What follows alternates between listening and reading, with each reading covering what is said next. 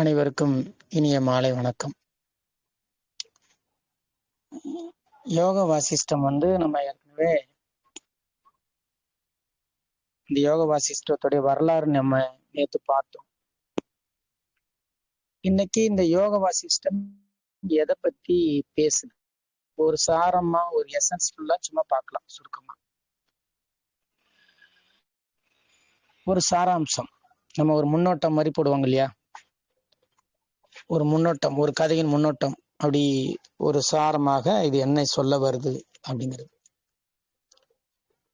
இந்த யோக வாசிஷ்டம் தொடங்கும் போதே வசிஷ்டர் சொல்ற முதல் பாயிண்ட் என்னன்னா, நீங்க முயற்சி பண்ணணும், பிரயத்தனம்னு சொல்லுவாங்க. கொஞ்சமாவது பிரயத்தனம் பண்ணாதானே உனக்கு கிடைக்கும். கொஞ்சம் முயற்சி பண்ணணும்.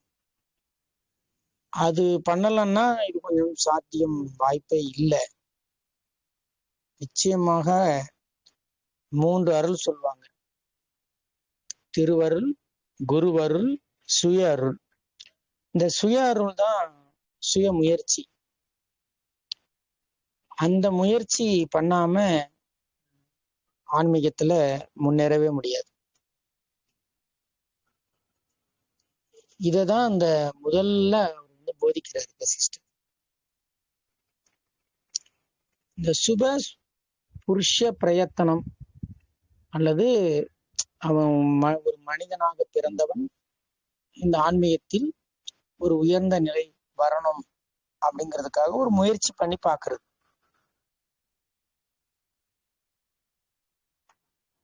அந்த முயற்சி எதற்காக அப்படின்னா, நம்ம எதுக்கு இந்த முயற்சி பண்றோம் அப்படின்னா, இந்த நமக்குள்ள சில வாசனைகள் இருக்கு. பிரச்சனையே இதான். அறிமுகமே வசிஷ்டர் அதான் சொல்றார். நீங்க ஆன்மீகம்னா வேற ஒண்ணும் கிடையாது, நமக்குள்ள இருக்க வாசனைகளை அழிப்பது. அவ்வளவுதான். வாசனைகள்னா வேற ஒண்ணும் இல்லை, பதிவான எண்ணங்கள், உறைந்து கிடக்கிற எண்ணங்கள், அதை வாசனைகள் அப்படின்னு சொல்லுவோம். இந்த வாசனைகளால் நமக்கு ஏற்படக்கூடிய எஃபெக்ட், இது நம்ம முயற்சி பண்ணும் பொழுது அழிஞ்சிரும் அப்படின்னு வசிஷ்டர் சொல்றாரு. ஏன்னா நமக்கு பிராக்டிக்கல் அப்படிங்கிறது ஆன்மீகத்துல இதுதான், வேற ஒண்ணும் இல்லை. நமக்கு தொந்தரவு கொடுக்கறது வாசனைகள் தான், வேற யாருமே நமக்கு தொந்தரவு இல்லை. சத்துருங்கிறாங்க இல்லையா, ஆன்மீகத்தில் எதிரிகள் அப்படின்னா நம்மளுடைய வாசனைகள் தான், மனதின் எண்ணங்கள் அல்லது ஆழ்ந்த பதிவுகள். அதுதான் உங்களை தொந்தரவு பண்ணிக்கிட்டே இருக்கும். அந்த வாசனைகள் அழிக்கிறது தான் முக்கியம். அதுக்கு நம்மளுடைய முயற்சி அவசியம். இதுக்காக நம்ம உடம்ப வருத்தணும், வேலைகளை விடணும், குடும்பத்தை விடணும், இதெல்லாம் அவசியமே இல்லை. நம்ம கவனமா நம்ம செயல்களை செய்ய செய்ய செய்ய ஒரு பேட்டர்ன் மாத்துறது. இப்ப நமக்குள்ள உள்ள அந்த வாசனைகள் கொஞ்சம் கொஞ்சமா மாற ஆரம்பிச்சு. இப்போ ஒரு குரு சீட உறவுன்றதே இதுதான். குருன்றவர் வாசனைகளை கடந்து அந்த நிலையில போய் உட்கார்ந்துருக்கார், அதனால அவர் குரு. சீடன்கிறவன் அந்த வாசனைகளை அழிப்பதற்கான முயற்சியில் இருக்கிறார்.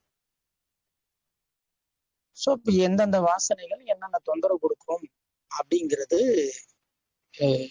குருக்கு தெரியும். ஸோ அதுக்கு கைட் பண்ணுவாரு, அதை ப்ராக்டிஸ் பண்ணுவாரு. சீடருக்கு ஏதாவது பிரச்சனைனா குரு கிட்ட கேட்டுப்பார், இது சரியா, இப்படி நான் ப்ராக்டிஸ் பண்ணேன், இப்படி ஒரு தடை வந்தது, அதை இப்படி நான் பண்ணினேன், ஒரு கிளாரிஃபை பண்ணிப்பார். அவ்வளவுதான். குருவும் சீடனும் எப்ப பார்த்தாலும் பேசிக்கிட்டே இருக்கணும்னு அவசியம் இல்லை. தேவை இருந்தா பேசலாம், இல்லைன்னா பேசணும்னு அவசியம் இல்லை. ஏன்னா மிகச்சிறந்த மொழி மௌனம் மட்டும்தான். அப்போ இந்த முயற்சியே இந்த வாசனைகளை அழிப்பதற்கு தான், வேற ஒண்ணும் இல்லை. நம்ம ஆன்மீகத்துல ஒரு விஷயம் சொல்றோம் இல்லையா, சம்சாரம். இந்த சம்சாரத்திலிருந்து வெளியே வரணும் அப்படிலாம் நம்ம பேசுறோம். சம்சாரம் என்பதே வேற ஒண்ணும் இல்லை. நீங்க ஒரு பாலும் கிணத்திலிருந்து வெளியே வருது, ஒரு வேடன் வலையில அல்லது ஒரு பகைவன் ஒரு கூண்டுல இருந்து ஒரு சிங்கம் முயற்சி பண்ணி அந்த வலைகளை எல்லாம் துண்டிச்சு அறுத்து எரிஞ்சு வெளிவர்ற மாதிரி வெளியே வரும். இந்த மாதிரி உன்னுடைய வாசனைகளை நீ அறுத்து எறிந்து நீ ராமா வெளியே வந்துரு அப்படின்னு வசிஷ்டர் சொல்லி கொடுக்குறாரு. ஏன்னா ராமரை பத்தி நம்ம நேற்று பேசணும்.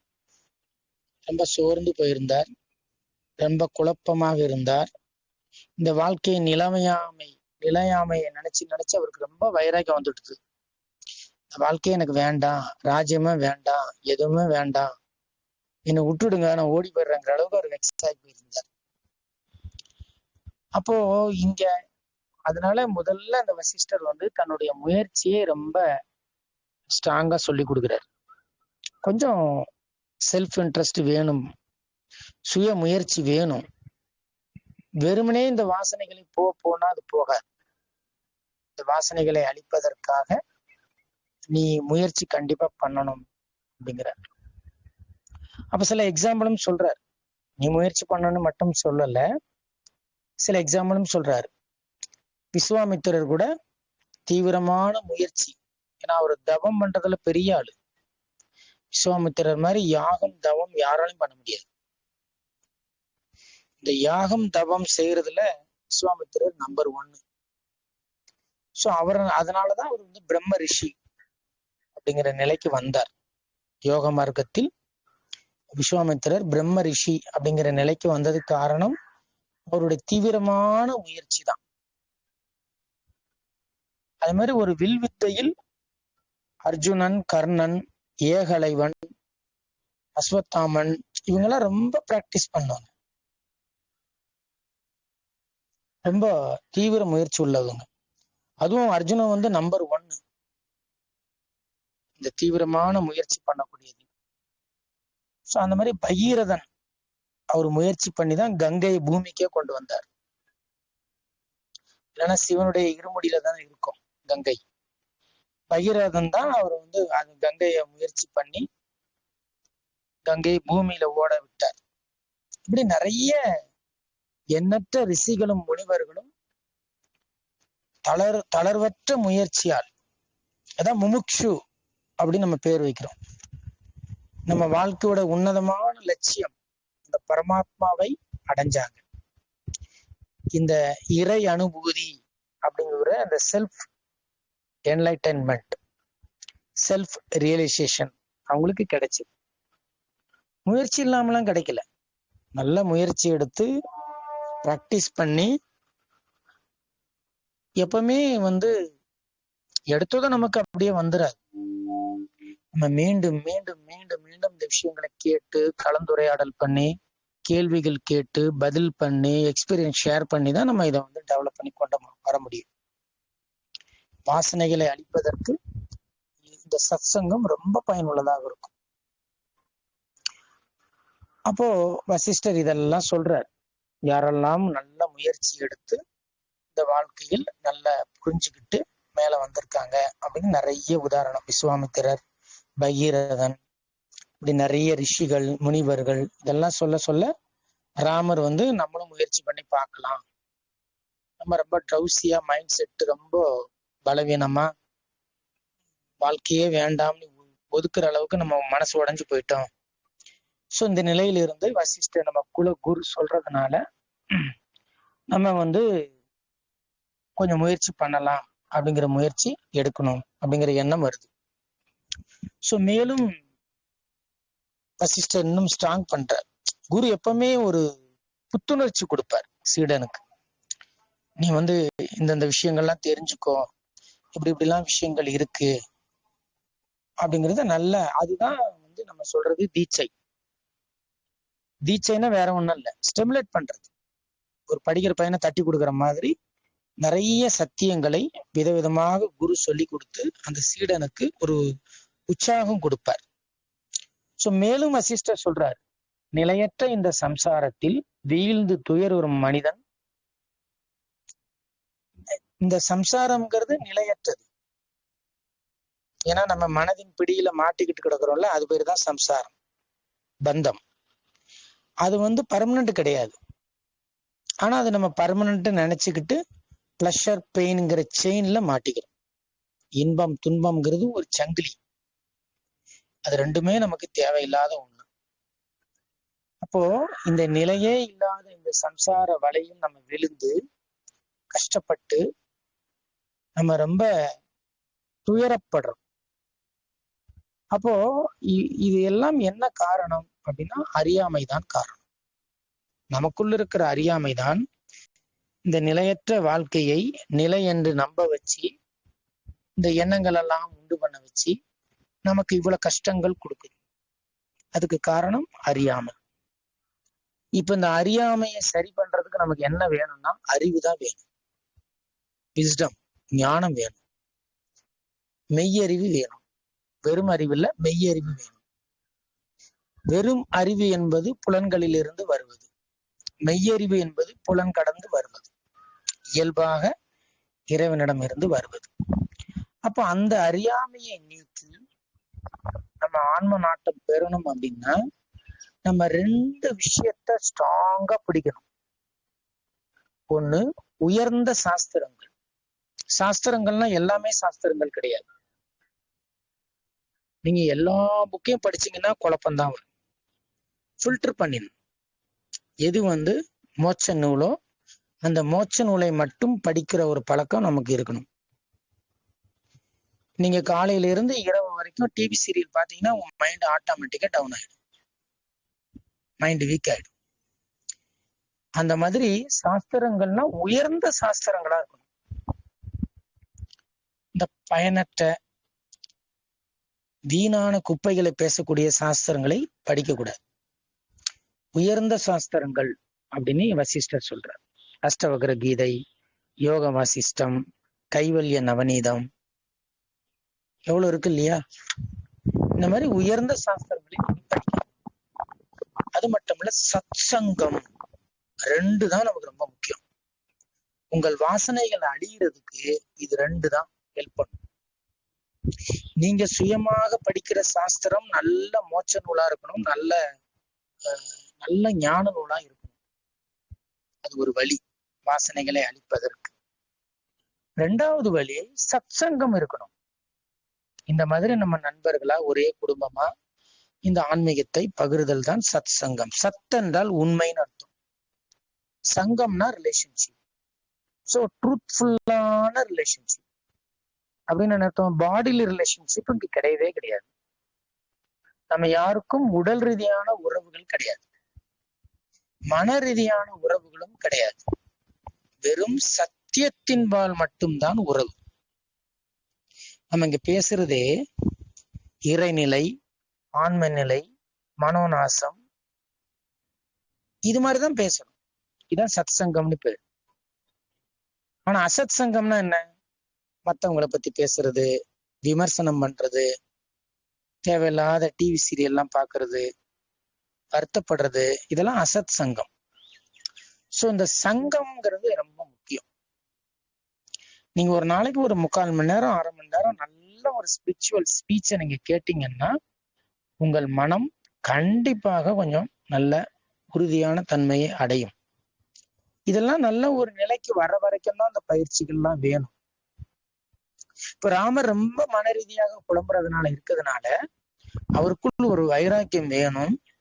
அந்த குழம்பிய மனநிலையிலிருந்து ராமபிரான் வெளியே வரணுங்கிறதுனால வசிஷ்டர் சைக்காலஜிக்கலா பேசிக்கிட்டே வரார். நீ கொஞ்சம் முயற்சி பண்ணணும். நிறைய மகான்கள் முயற்சி பண்ணிதான் நிறைய வெற்றிகளை அடைஞ்சிருக்காங்க ஆன்மீகத்துல. நீ சோர்ந்து போகாத அப்படின்னு அவருக்கு ஒரு அறிமுகத்தை கொடுத்து, இந்த சம்சாரம்னா என்ன, மனம் ஏன் பலவீனம் ஆகுது, அது என்ன பண்ணுனா மனம் ஸ்ட்ராங் ஆகும், திருப்பி எப்படி நம்ம மனசை உறுதிப்படுத்துறது, அதுக்கு 2 டூல் சொல்றாரு. உயர்ந்த சாஸ்திரங்களும் சத் சங்கம். இதோட ஹெல்ப் இருந்தா, இந்த ரெண்டோட ஹெல்ப் இருந்தா மனதின் பலவீனத்தில இருந்து நம்ம வெளியே வர முடியும் அப்படிங்கிறத வசிஷ்டர் சொல்றாரு. திருப்பி இன்னொன்னு சொல்றாரு, இந்த சத் சங்கம் மட்டும் உங்களை எப்படி நமக்குள்ள ஒர்க் ஆகும் இதனை நம்ம தெரிஞ்சுக்கணும். நம்ம ஆன்ம நலம்னு ஒரு குழு இருக்கு, இங்க ஒரு குழு இருக்கு. இது மாதிரி குழுவுல நம்ம நிறைய ஆன்மீக விஷயங்களை பகிர்றோம், கலந்துரையாடல் பண்றோம், கேள்வி பதில் வைக்கிறோம். ஏன் இது பண்றோம்? இது பேர் தான் சத் சங்கம். இது நமக்குள்ள என்ன மாற்றத்தை கொண்டு வரும் அதை தெரிஞ்சுக்கணும் இல்லையா? எப்படி உங்களுடைய வாசனைகள், பதிவுகள், ஐம்புலன்கள் மூலமாக உங்களுக்குள்ள உருவாச்சோ, அதே ஐம்புலன்கள் இந்த சத்திய விஷயங்களையே கேட்கும். உங்கள் கண்களால் இந்த சத்திய ஞானத்தை பார்ப்பீங்க, உங்க காதுகள் இந்த சத்திய ஞானத்துடைய ஒலிகளை கேட்கும். இப்படி உங்களுடைய சிந்தனை, பேச்சு, எண்ணம் எல்லாமே சத்தியங்களை பத்தி கவர் ஆக ஆரம்பிச்சிடும். அப்படி ஒரு நிலைக்குள் நீங்கள் தள்ளப்படும் பொழுது சத் சங்கத்தில் உங்களை அறியாமலேயே உங்களுக்குள் இருக்கக்கூடிய வாசனைகள், அதாவது அழியாத பழைய எண்ண பதிவுகள் அழிய ஆரம்பிச்சிடும். இந்த வாசனைகள் தான் உங்களை டிஸ்டர்ப் பண்ணும். அந்த வாசனைகளின் பிடியிலிருந்து நீங்க கொஞ்சம் கொஞ்சமா வெளியே வருவீங்க. ஏன்னா இந்த சத் சங்கத்தில் கேட்கக்கூடிய உயர்ந்த ஞான விஷயங்கள் பலவீனமான வாசனைகளை வெளியே தள்ளிடும். இந்த பவர் உண்டு. அதனால் இந்த சத் சங்கத்தில் நம்ம கேட்கக்கூடிய இந்த ஞானங்கிற விஷயம் நமக்குள்ள இருக்கக்கூடிய பலவீனமான வாசனைகள், பழைய பழக்க வழக்கங்கள் இதெல்லாம் தூக்கி வெளியே போட்டுரும். சோ அதனாலதான் வசிஷ்டர் இந்த ரெண்டு விஷயத்தையும் ரொம்ப ஸ்ட்ராங்கா சொல்றாரு. நல்ல உயர்ந்த ஞான நூல்களை நிறைய படிங்க. உயர்ந்த ஞான நூலா இருக்கணும். அந்த நூல் உங்களுடைய நிலையை கீழே இறக்குறதா இருக்கக்கூடாது. குடும்ப சண்டை, அந்த சண்டை, ஜாதி சண்டை, இந்த கலவரம், அந்த கலவரம் இதெல்லாம் பேசக்கூடாது. ஆன்மீகத்துக்குள்ள வந்த பிறகு வெறும் உயர்ந்த சாஸ்திரங்களை தான் நம்ம பேசணும். பிளஸ் இது மாதிரி சத் சங்கம் கேட்கணும். அடுத்தது முக்கியமான விஷயம் ஒன்னு சொல்றாரு. நம்ம காலமெல்லாம் சுகபோகங்களில் தம்மை இழந்து நம்ம லைஃபை எப்படி வேஸ்ட் பண்ணிட்டோங்கிறாருன்னா, சுகபோகம் நம்ம நல்லா சாப்பிடணும், என்ஜாய் பண்ணணும், ஊரை சுத்தணும், அதை சுத்தணும், இப்படியே போயிட்டோம். நம்மளை இழந்து உடல் உள்ள நோய்களால், ரெண்டுலுமே நோய்ங்கிறாரு வசிஷ்டர். உடம்புக்கு நோய் தான் நம்ம கேள்விப்பட்டிருக்கோம். ஆனா இங்க ரெண்டு சொல்லை வசிஷ்டர் போடுறாரு. உடல் உள்ள நோய்கள். உள்ளம்னா மனம். உடம்புலயும் நோய் வருது, என்னென்னவோ நோய்கள் வருது. ஆனா உள்ளம்ங்கிற மனசுலயும் நிறைய நோய்கள் வருது. காமம், கோபம், பொறாமை, பற்று, ஆணவம், புறம் பேசுவது, விமர்சனம் செய்வது, இப்படி கூடுதலாக பேசுவது, இது எல்லாமே மனசுல இருக்கிற நோய்கள். ஆனா நீங்க உடம்பும் நோயாகி போச்சு, மனசும் நோயாகி போச்சு. இப்ப அடுத்தது நம்மளை யாரு கதை தட்டுவாங்க? மரணம். முதுமை வந்துடும். முதுமை கதவை தட்டும். டைம் முடிஞ்சு போச்சு, வா போலாம் அப்படின்னு கூப்பிடும். அந்த டைம்ல இந்த உடம்பும் ஒத்துழைக்காது, மனசும் ஒத்துழைக்காது. ஏன்னா ரெண்டுலயும் நோய் இருக்கு. உடம்புலயும் நோய் பிடிச்சிருக்கு, மனசுலயும் நோய் பிடிச்சிருக்கு. இது எதுக்கும் பயன் இருக்காது. அப்ப நம்ம லைஃப் என்ன ஆகும்னா ரொம்ப துயரம், அச்சம் இதுல மாட்டிப்போம். ஏன்னா உடம்ப விட்டுட்டு போறதுக்கு பயமா இருக்கும். ஏன்னா ஞானம் இல்லை, ரொம்ப குழப்பமா இருக்கும். அந்த டைம்ல தியானம் பண்ணலாம், ஒரு குருவை போய் பார்க்கலாம், ஒரு ஞானத்தை பத்தி பேசலாம் அப்படிங்கிற எண்ணம் இயல்பாவே வரும். ஏன்னா உடம்பும் முடங்கி போயிடும், மனசும் முடங்கி போயிடும். இந்த டைம்ல நமக்கு இந்த ஆன்மீகம் எல்லாருக்கும் பிடிக்கும். இதை வச்சுதான் ஒரு பழமொழியே இருக்கு, எல்லாருக்கும் நமக்கு தெரியும். சாகுற காலத்துல சங்கரா சங்கரான்னு சொல்றியா அப்படிம்பாங்க. ஏன்னா ராமருக்கு யோக வாசிஷ்டம் சொல்லி கொடுக்கப்படும் போது அவருடைய வயது இன்கம்ப்ளீட் ஆஃப் 16, 16 வயது முடியல, 15 ரன்னிங். சோ அதனால வசிஷ்டர் இங்க ஒரு வலியுறுத்துறாரு. நீங்க எல்லாம் ஆன்மீகம்னா இன்னும் வயசான காலத்துக்குன்னு நினைச்சுக்கிட்டு இருக்கீங்களே, அப்படி கிடையாது. எனக்கு வசிஷ்டர் சொல்லி கொடுக்குற ஆன்மீகம் வாழ்க்கையிலிருந்து நம்மளை பிரிக்கிறது இல்லை. வாழ்க்கையை எப்படி சிறப்பா வாழ்றது, அந்த ஆன்மீகம் தான் வசிஷ்டர் சொல்லி கொடுக்குறாரு. அதனால அவர் சொல்றாரு, ஆன்ம வித்தைக்கு உரிய பருவம் பால்யம், யங் ஏஜ் தான் ஸ்பிரிச்சுவலுக்கு நல்ல ஏஜ் அப்படிங்கிற. ஆனா பொதுவா உலகத்துல எல்லாரும் என்ன சொல்றாங்கன்னா, முதுமைதான் ஆத்ம வித்தைக்கு, அந்த ஆத்ம வித்தையை கத்துக்கிறதுக்கு ஏற்ற பருவம் அப்படின்னு தப்பா நினைக்கிறாங்க அப்படின்னு வசிஷ்டர் சொல்றாரு. உலக மக்கள் அப்படி நினைக்கிறாங்க, வயசான காலத்துல பாத்துக்கலான்னு. ஆனா வசிஷ்டருடைய கருத்து, இளமை பருவம் தான் இந்த ஆன்மீகத்துக்கு ரொம்ப சிறப்பானது அப்படிங்கிறார். அதுக்கு என்ன விளக்கம் சொல்றான்னா, காலத்தெல்லாம் நீங்க வீணாக்கிட்டு கடைசியில உடம்பும் முடியாம மனசுலயும் நோய்வாய்ப்பட்டு மரண பயத்துல நீங்க துவளும் பொழுது அந்த பரிதாப நிலைக்கு தள்ளப்படுறீங்க. அந்த டைம்ல உங்களுக்கு இந்த ஞானம்லாம் செட் ஆகுமா, உடம்பு ஒத்துழைக்குமா, மனம் ஒத்துழைக்குமா அப்படின்னு கேட்கிறார். அதனால மிகச்சிறந்த பருவம் இளமை பருவம் தான். ஏன்னா ஆன்மீகம்ங்கிறது வேற ஒண்ணுமே இல்லை. எதையும் தேவையில்லாம யோசிக்காம லைஃப்ல நடக்கிறத ஏத்துக்கிட்டு போறது, இதுதான் வசிஷ்டர் சொல்ற ஆன்மீகம். நீங்க வேற ஏதோ ஒரு ஆன்மீகத்தை சொல்லிட்டு நீங்க ஏஜை கொண்டு ப்ரிஃபர் பண்ண முடியாது. மத்தவங்க சொல்லி கொடுக்குற ஆன்மீகத்துக்கு எல்லாம் ஏஜ் எல்லாம் வேணும், சொந்த பந்தத்தெல்லாம் விட்டுறணும் அப்படின்னா அங்க ஒரு கண்டிஷன் வருது இல்லையா. ஐயோ அப்ப கடைசி காலத்துல பாத்துக்கலாம். ஆனா வசிஷ்டர் சொல்ற ஆன்மீகம் அதெல்லாம் இல்லை. நீங்க எதையும் விட வேண்டாம், எதையும் துறக்க வேண்டாம், எதுவும் பண்ண வேண்டாம். நம்ம எல்லாம் இறைவனின் கருவிகளா இருக்கிறோம். இறைவன் நம்மளை இயக்குறார், ஒன்னும் யோசிக்க வேண்டாம். அவர் எப்படி இயக்குறாரோ அப்படி இயங்கிக்கிட்டு பேசாம இருக்க வேண்டியதான். நமக்குள்ள ஒரு அறிவு தான் இருக்கணும். இங்க எதுவுமே நிலை இல்லை, ஒவ்வொரு கணமும் மாறிக்கிட்டே இருக்கும். இங்க எதுவும் நிலை இல்லை, நிலையில்லாத ஒரு பேர் இயக்கம் இயங்கிக்கிட்டு இருக்கு. நாமளும் அதுல ஒரு அம்சமா இருக்கிறோம், நம்மளும் அந்த பேர் இயக்கம் சேர்த்துதான் இயக்கிக்கிட்டு இருக்கு. இந்த தெளிவு தான், இந்த தெளிந்த சித்தம் தான் அல்லது தெளிந்த மனம்தான் வசிஷ்டர் சொல்லி கொடுக்குற ஆன்மீகம். இதை நம்ம நல்லா புரிஞ்சுக்கணும். திருப்பி சொல்றாரு, ஞானம் பெற வயது ஒரு தடையே கிடையாது. இந்த ஏஜ்ல தான் ஸ்பிரிச்சுவாலிட்டிக்கு வரணும், அந்த ஏஜ்ல தான் ஸ்பிரிச்சுவாலிட்டி, அப்படி கிடையவே கிடையாது.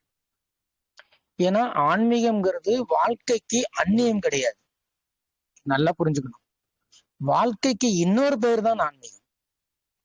நிறைய பேர் வாழ்க்கைங்கிறது ஒரு தனி சப்ஜெக்ட் ஆகிட்டாங்க. அதுக்குன்னு ஒரு டைம் இருக்கு, அதுக்குன்னு ஒரு நாள் இருக்கு, அதுக்குன்னு ஒரு நபர் வேணும், இப்படி பிரிச்சுட்டாங்க.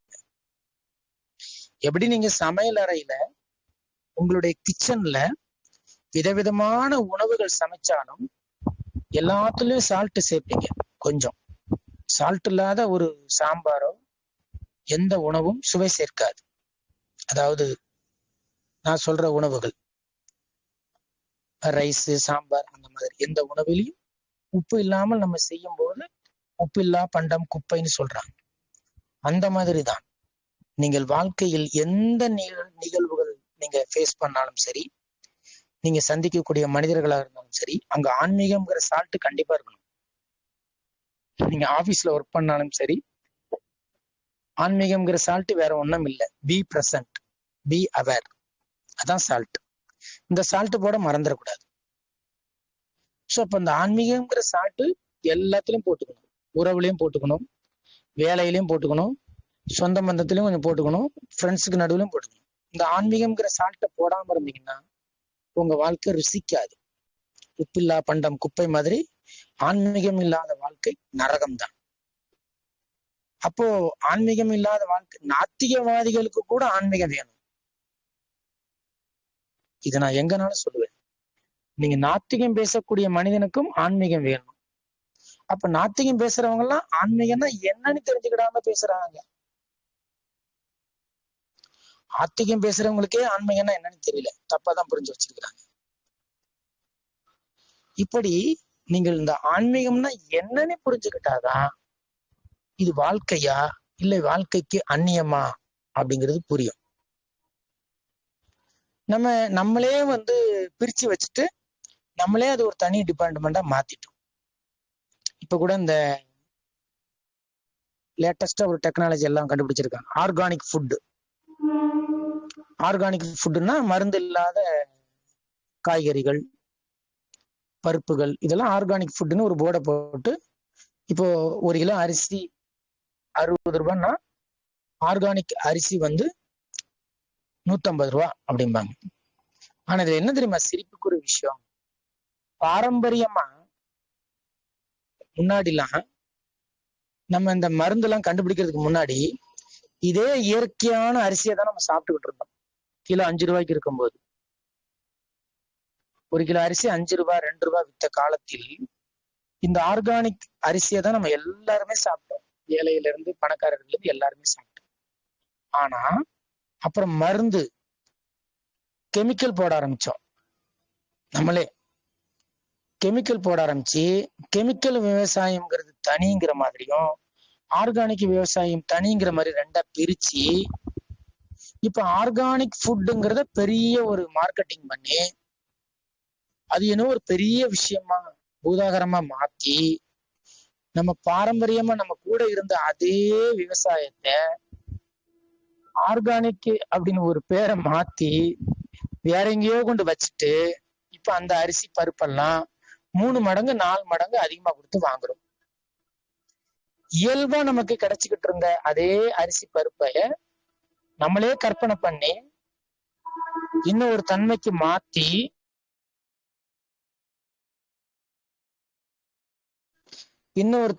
மாத்தி திருப்பியும் அதே விவசாயத்தை ஆர்கானிக் மாத்தி நம்ம எப்படி முட்டாளாக்குறாங்க இல்லையா? அதே மாதிரி இந்த வாழ்க்கையின் இயல்பே ஆன்மீகமா இருந்த காலத்தை நம்ம விட்டுட்டு இந்த ஆன்மீகம் வேற வாழ்க்கை வேறன்னு ஒரு பிரிவினையை ஏற்படுத்தி ஒரு வியாபாரத்துக்காக ஒரு சுயநலத்துக்காக இன்னைக்கு ஆன்மீகம்ன்றது தனி டாபிக், தனி லைஃப் ஸ்டைல், அதுக்குன்னு பிராக்டிஸ் இருக்கு, அதுக்குன்னு நீங்க பணம் பே பண்ணணும், ஆன்லைன்ல புக் பண்ணணும் அப்படின்னு பிக்ஸ் பண்ணி எவ்வளவு முட்டாளாக்குறாங்க இல்லையா? ஆனா வசிஷ்டர் சொல்றாரு வாழ்க்கையே ஆன்மீகம் அப்படிங்கிறார். அப்போ இங்க வந்து ஒரு வயசுல ஒரு தடையே இல்லை. நீங்க உங்களுக்கு என்னைக்கு இந்த ஸ்பிரிச்சுவல் பிடிச்சிருக்கோ அன்னைக்கே நீங்க முயற்சி பண்ணலாம். நம்ம என்ன பண்ணணும்? பந்தங்களை சரியா புரிஞ்சுக்கணும், அவ்வளவுதான். உங்ககிட்ட பந்தம் இல்லைன்னா ஆன்மீகம் நல்லா புரியும். அப்ப பந்தம்ங்கிறது மனசுலதான் இருக்கு. இந்த ஒரே விஷயம்தான். இந்த பந்தம் இல்லாமல் பற்று இல்லாமல் நீங்க வாழணும். மற்றபடி நீங்க கல்யாணம் பண்ண வேண்டாம், குழந்தைகள் பெற்றுக்கொள்ள வேண்டாம், நீங்க யாருக்கிட்டையும் சிரிச்சு பேச வேண்டாம், சினிமா பாட்டு பாட வேண்டாம், இதெல்லாம் கிடையாது. நீங்கள் பற்று வேண்டாம், பந்தம் வேண்டாம், எல்லோரிடம் அன்பாக இருங்கள், இயல்பாக இருங்கள். இதுதான் வசிஷ்டர் சொல்லக்கூடிய ஆன்மீகம்.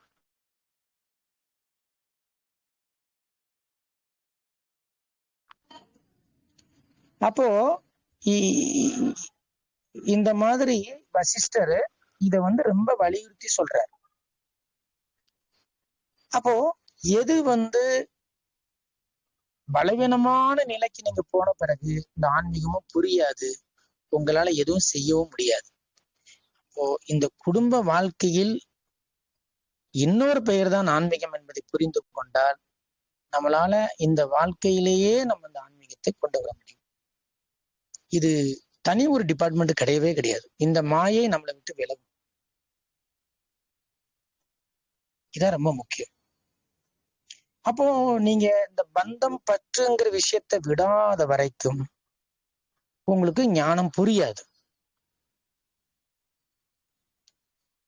இது என்ன நடக்குதுன்னு புரியாது.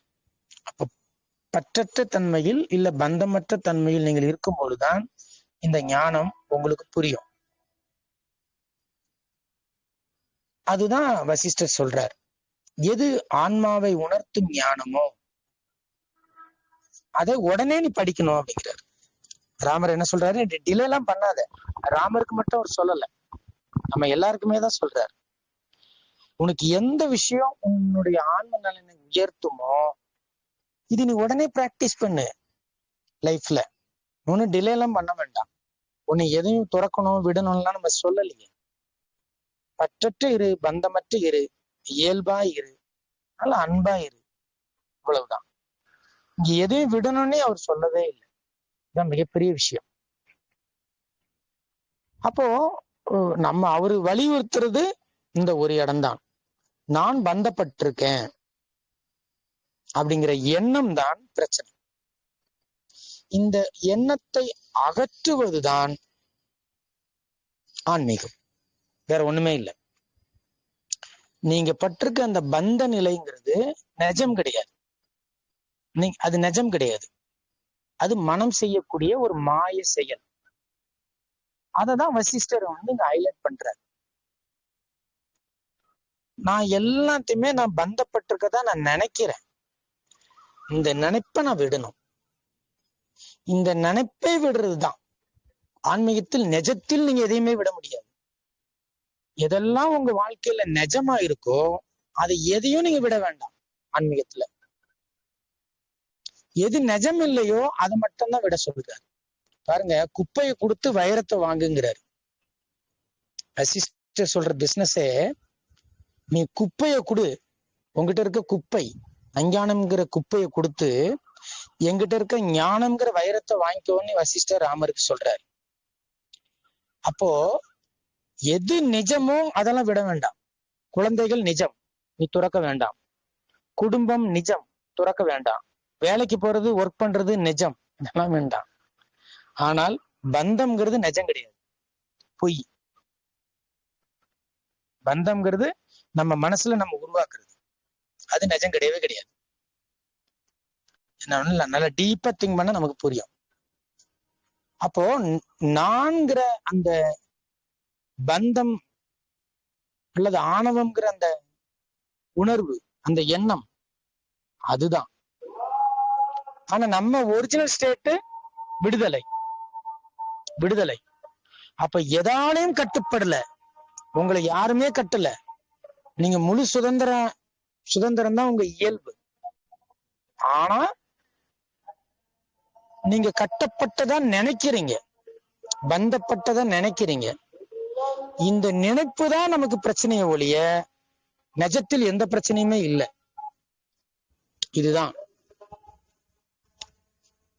இந்த நினைப்பால் தான் நம்ம துயரப்படுறோம். இந்த நினைப்பால தான் நம்ம கஷ்டப்படுறோம். இந்த நினைப்பால தான் நம்ம துன்பப்படுறோம் ஒழிய நிஜத்தில் நமக்கு துன்பமும் கிடையாது, இன்பமும் கிடையாது. இன்பம் துன்பம் இரண்டும் இல்லாத ஆனந்தமான பந்தம் இல்லாத ஒரு நிலைதான் நம்மளுடைய நிலை. இதை மறந்துடக்கூடாது. இத வசிஷ்டர் கிளீனா சொல்றாரு. விடுதலை தான் என்னுடைய சுய ரூபம், இயல்பு. அதனை நான் இப்ப இழந்து நிக்கிறேன் அப்படிங்கிறார். அப்போ உன்னுடைய இயல்பு பந்தம் கிடையாது, ஆனா நான் பந்தப்பட்டிருக்கேன் நீ சொல்ற. அப்ப அந்த பந்தம் அப்படின்னா என்னன்னு நீ புரிஞ்சுக்க. உண்மையிலேயே உனக்கு பந்தம் இருக்கா? கிடையவே கிடையாது. சோ அத சொல்றாரு. இப்போ நீ அந்த விடுதலையை இழந்துட்ட. உன்னுடைய இயல்பு சுதந்திரம், நீ விடுதலை, உனக்கு பந்தம் கிடையாது. அதை நீ மறந்துட்டு பந்தப்பட்டதான் நினைச்சுக்கிற. அப்போ இதுக்கு என்ன காரணம்னா புலன் வழிபட்ட வாழ்க்கை. நீ ஐம்புலனுக்கு மட்டும்தான் அடிமையா வாழ்ற. ஐம்புலன்களை கடந்து நீ வாழ்றதே இல்லை. நீ ஐம்புலன்கள்ல இருந்து எப்பவுமே எண்ணங்கள் தான் வரும், வேற எதுவுமே வராது. ஐம்புலன்கள்ல இருந்து உங்களுக்கு வரக்கூடிய எண்ணங்கள் தான் பதிவாகி பதிவாகி வாசனைகளாக மாறி நமக்கு இவ்வளவு கஷ்டம் கொடுக்குது. அப்ப இந்த ஐம்புலன்கள் மூலமாக இயங்குறது மட்டும்தான் என் வேலை அப்படிங்கிற நிலையில் இருந்து கடந்து, அதாவது ஐம்புலன்களையும் கடந்து ஒரு நிலை இருக்கு. இந்த 5 புலன்களும் இந்த உடம்பு இருக்க வரைக்கும் தான் இயங்கும். இந்த உடம்பு அழிந்த பிறகு ஐம்புலன்கள் உதவி இல்லாத ஒரு நிலை இருக்கு. இப்போ நம்ம அதை எக்ஸ்பீரியன்ஸ் பண்றோம்.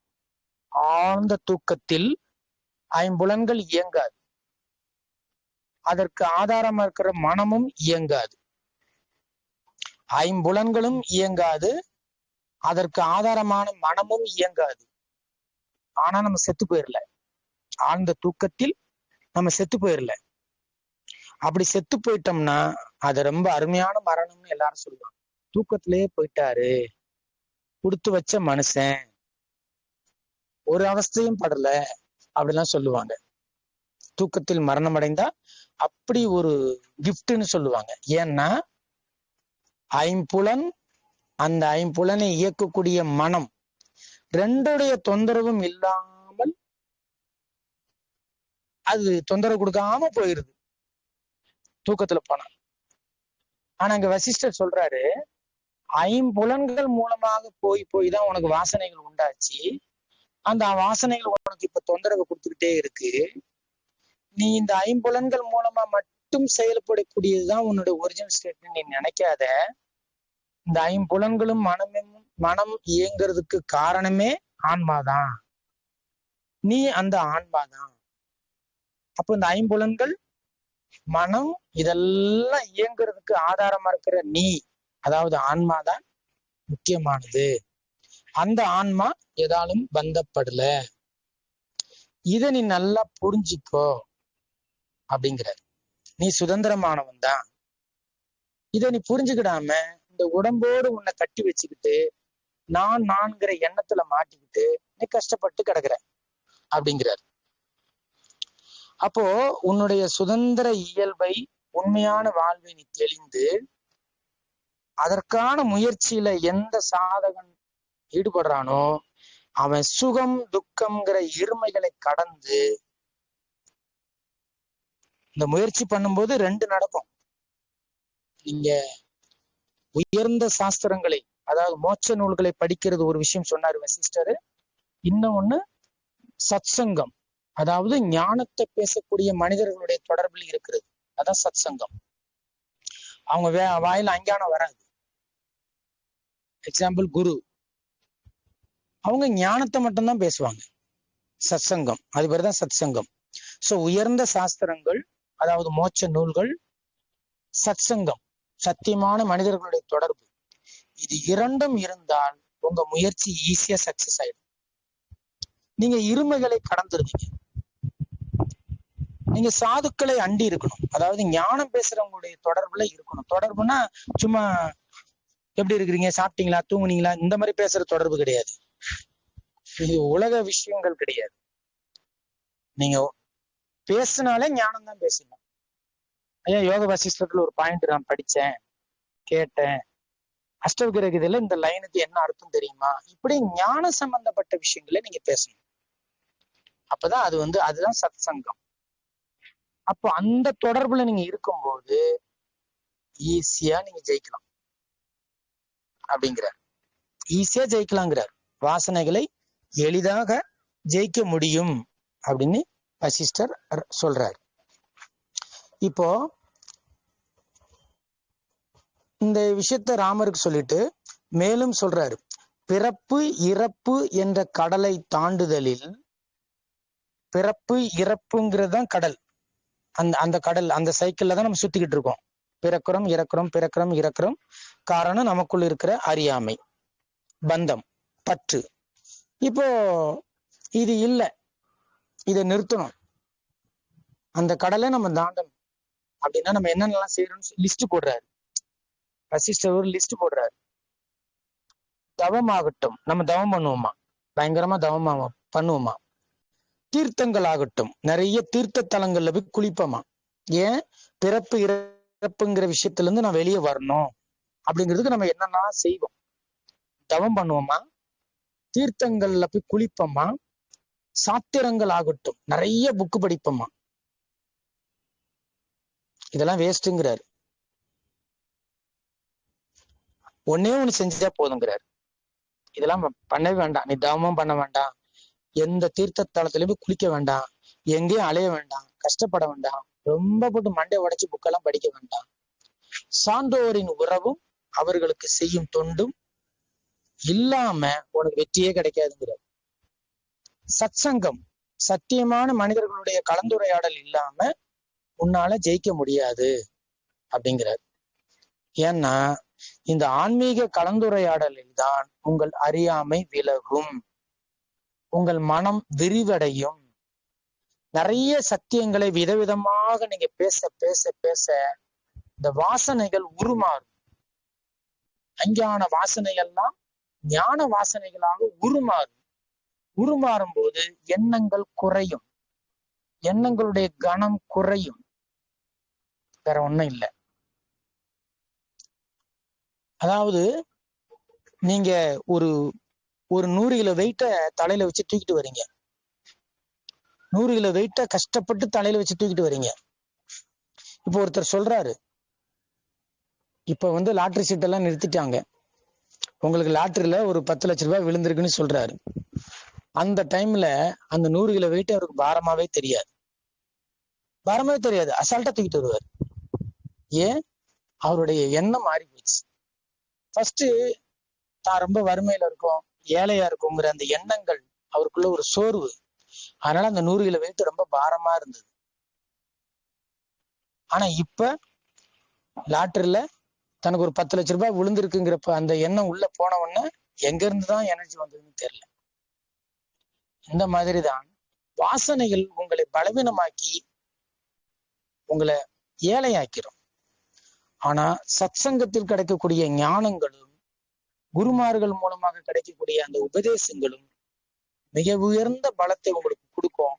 அப்ப அந்த பலவீனமான வாசனைகள் உங்களை விட்டு விலகிடும்.